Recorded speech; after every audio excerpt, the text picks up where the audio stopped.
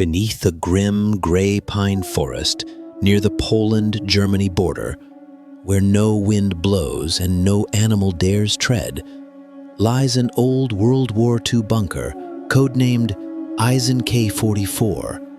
No map marks its location. No public record acknowledges its existence.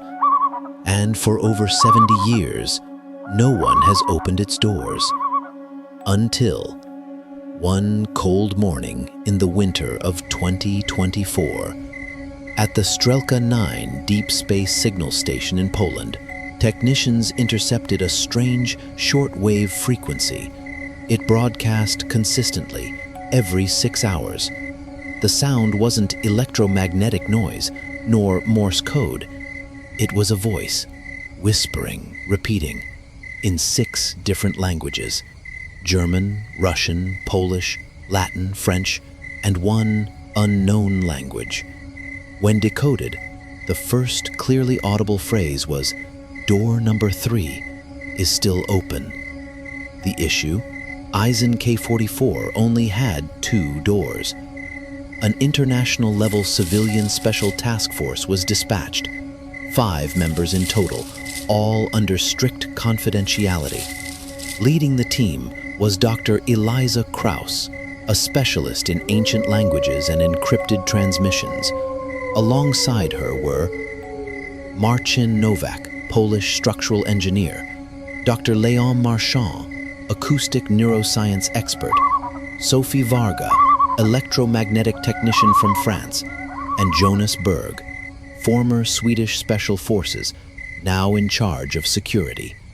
Their mission: do not open the bunker, measure, record, install sensors, leave within 48 hours. But when they arrived, the door was already open.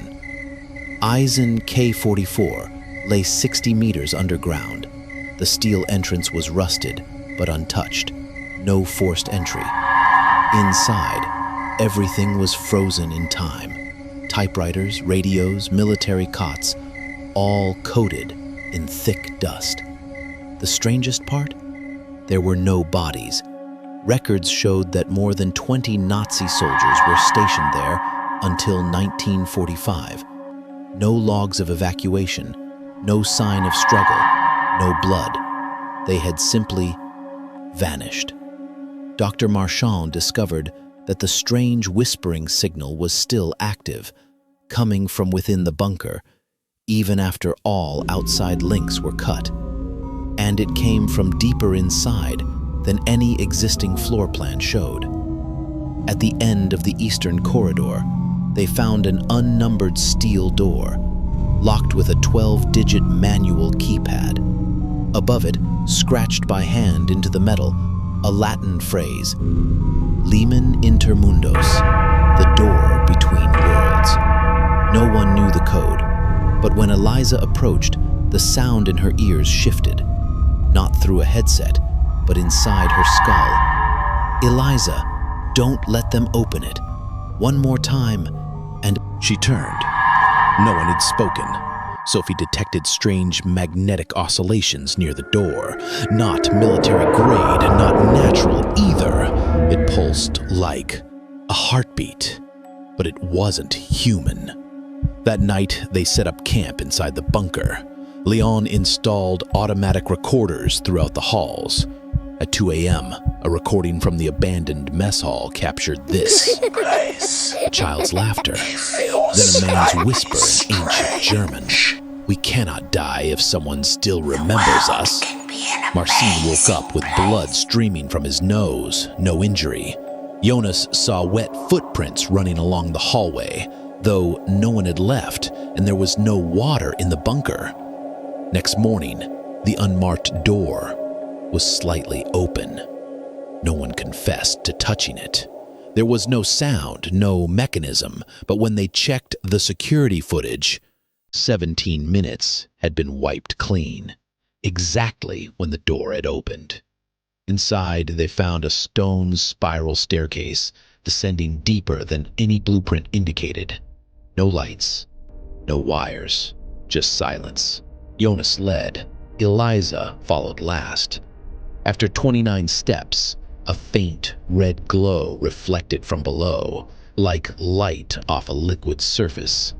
At the bottom was a circular chamber, the stone walls carved with hundreds of eyeless faces, each mouth wide open as if screaming silently. In the center, a black egg-shaped metallic device pulsing with the same whispered frequency. Eliza stepped closer. The voice returned in her mind. "You carry the memory of the one who first opened the door." She turned to speak, but Leon was gone. They rushed back up the stairs. No Leon, no footprints, no sound. His radio only emitted one looping message. "Can you hear me? That wasn't me. Not me." Jonas demanded lockdown, but when they reached the main door, it was sealed from the outside. No one else was there, and the signal? It had changed. Now it carried Leon's voice, whispering in Latin, "Mortui sumus," said Audimus, "We are dead, but we still hear." Over the next 2 days, they began to change. Marcin couldn't sleep. He mumbled a strange language, filling notebooks with symbols Eliza identified as Vedic Sanskrit, dead for over 3,000 years. Sophie became obsessed with the signal. She refused to remove her headset. "They're speaking to me," she said. "People who never existed." Jonas grew paranoid. He believed Eliza was the vessel. She didn't bring the voice, she is the voice. He locked her in the command room. That night, in the dark, Eliza dreamed she stood before a council of eyeless beings. They whispered in 6 languages, each a layer of memory, each unlocking a path, leading to a creature that sleeps within the center of all language. That thing wasn't human, but it had learned how to sound like one. 3 days later, a rescue team arrived. The bunker was empty. No trace of the team. Only one final audio file remained, echoing from the depths. 6 voices, overlapping. "She opened door 3 again. We never left. Every language is a way back. They are learning to mimic us. Eliza is the last call. The door is still open." Eisen K-44 was sealed once more, but the signal still transmits every 6 hours, now in 7 languages. And the 7th voice is yours, reading this. No one knows what truly happened in Eisen K-44. No bodies, no calls for help, no logs, just a transmission, like the breath of something still learning to be human. The international investigation labeled it a mass hallucination. Case closed, records sealed. But no one at Strelka 9 believes in coincidence anymore. Because the signal is no longer just sound, it goes deeper. Reports emerged, recurring dreams, people across the globe seeing the same door, dreaming of themselves walking into the bunker, speaking in languages they never learned. Some neuroscientists discovered the frequency activates a part of the brain linked to ancestral memory, a region never understood, as if awakening something older than history.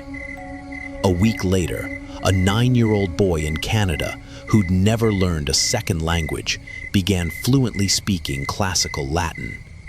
Porta, manet aperta, audisne. The door remains open. Do you hear it? Then it happened elsewhere. A street artist in Lisbon, a subway driver in Tokyo, a psychiatric patient in Johannesburg, all said the same phrase at the same time, as if something were testing new voices through different hosts. The bunker was never a prison. It was a broadcast tower, a place to listen, to store, to mimic.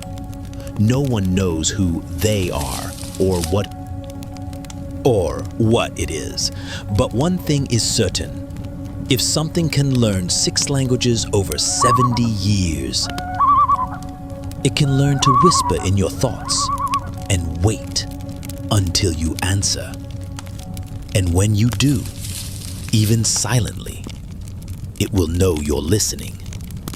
And like those who vanished in Eisen K-44, you won't belong here anymore.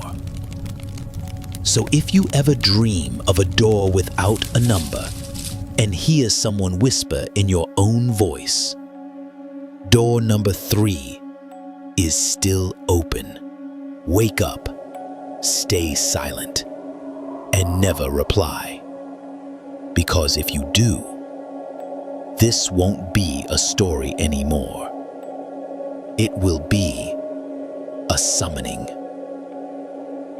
Subscribe to Dark Whispers for more forbidden signals, forgotten rooms, and voices that were never meant to speak. Frequencies not from this world. Doors sealed not to trap, but to protect. Memories whispered in languages you were never taught, because some transmissions don't seek to be heard. They seek to become you. And some echoes aren't just noise, they're footsteps, following you home. So if you ever hear a voice that sounds just like yours, saying words you've never spoken, don't respond, don't turn around, and above all, don't ask who's there, because it already knows, and it's waiting for you to listen.